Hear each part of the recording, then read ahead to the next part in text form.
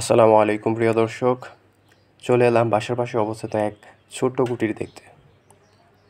পাশেই দেখুন সবজি ক্ষেত, তার ঠিক অপর পারে বয়ে চলেছে এক ছোট্ট নদী। তার ঠিক মাঝখানেই অবস্থান করছে এই ছোট্ট কুটিরটি। এক পাশে সবুজের সমারোহ, অন্য পাশে ছোট ছোট আঁকাবাঁকা এক ছোট নদী।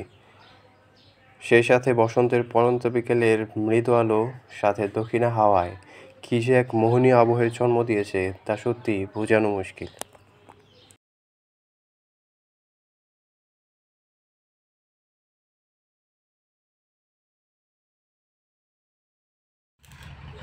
নদীটির বুক চিরে বয়ে চলা ওই বালুবাহী নৌকাটি মনে করিয়ে দিচ্ছে পাশে অবস্থিত বালু উত্তোলনকারী ট্রেজারের কথা।